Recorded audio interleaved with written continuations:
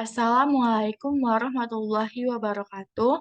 Perkenalkan nama saya Rida Fadila, saya dari kelas B reguler 2019, jurusan Pendidikan Sejarah, Fakultas Ilmu Sosial Universitas Negeri Medan. Di sini saya akan membagikan sebuah video mengenai sebuah buku kewirausahaan untuk memenuhi tugas mata kuliah kewirausahaan. Nah, judul buku yang akan saya review di sini adalah Pengantar Kewirausahaan dalam Meningkatkan Pemahaman Kewirausahaan yang ditulis oleh Profesor Dr. Abdul Muin Sibuea MPD dan Dr. Andes Dadang Mulyana MPD. Nah, langsung saja ke pembahasan yaitu yang pertama,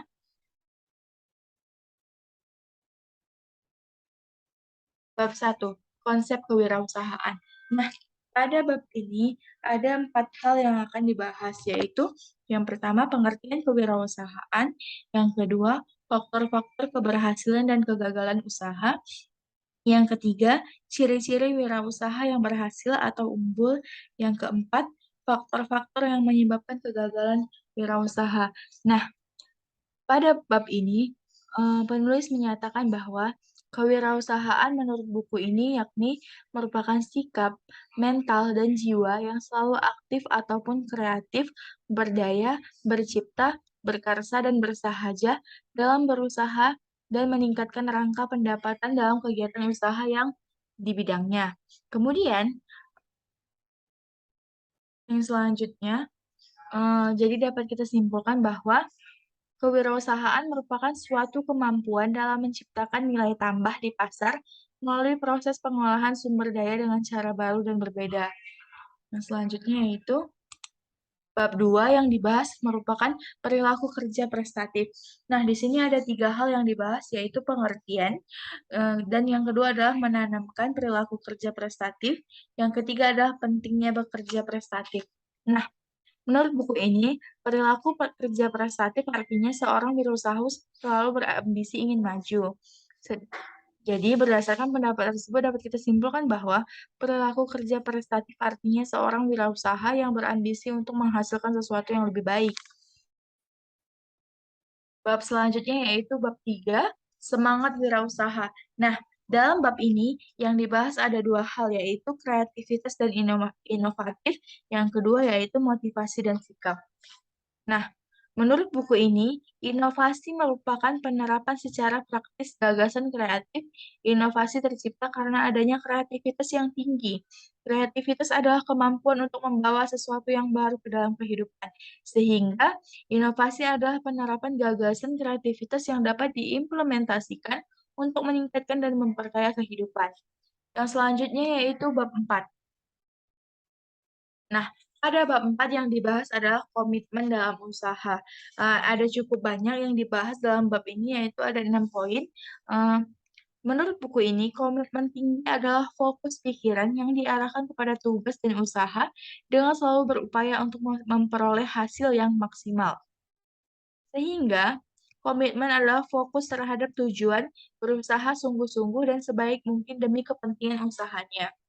Yang selanjutnya adalah bab 5, sikap mandiri. Nah, cukup banyak yang dibahas mengenai sikap mandiri ini. Terdapat 7 materi, yaitu menurut buku ini, kepercayaan diri adalah sifat internal pribadi seseorang dan bersifat sangat relatif, baik antara seseorang dengan orang lain ataupun pada seseorang. Tetapi beda tugas ataupun pekerjaan yang dihadapi. Jadi, kepercayaan diri adalah sikap dan keyakinan seseorang untuk memiliki segala sesuatu yang diinginkan. Bab 6 adalah pendirian usaha. Di dalam pendirian usaha ini ada 6 yang dibahas mengenai prosedur, sistem, memilih, mengolah, merekrut, sampai mempersiapkan administrasi usaha. Nah, jadi menurut buku ini, perizinan usaha dagang adalah alat untuk membina, mengarahkan, mengawasi, dan menerbitkan izin-izin usaha perdagangan. Yang selanjutnya adalah bab 7. Bab 7 merupakan peluang usaha. Di dalam bab ini yang dibahas merupakan peluang dan risiko usaha, faktor-faktor yang mempengaruhi keberhasilan serta kegagalan, pengembangan ide, memetakan peluang, serta memanfaatkan peluang secara kreatif dan inovatif. Yang selanjutnya adalah bab 8. Resiko dalam usaha. Resiko dalam usaha di sini termasuk ke dalam mengelola keuangan, menganalisis potensi pasar, memasarkan produksi, menganalisis pelanggan ataupun pesaing di sekitar usaha itu sendiri. Yang selanjutnya adalah bab 9, aspek-aspek perencanaan usaha. Nah, dalam aspek-aspek perencanaan usaha ini terdapat banyak yang dibahas seperti tujuan dan sasaran usaha, bentuk-bentuk badan usaha, struktur organisasi, produk, jasa, pengelolaan, proses produksi, sampai pada penyimpanan produk. Dalam bab ini juga dibahas mengenai perizinan usaha dan pajak ataupun transaksi keuangan lainnya. Yang selanjutnya yaitu bab 10, proposal usaha. Di dalam bab ini hanya sedikit yang dibahas yaitu mengenai prospek usaha ke depannya, sistematika penyusunan proposal usaha, dan membuat proposal usaha. Yang selanjutnya yaitu bab 11, usaha kecil.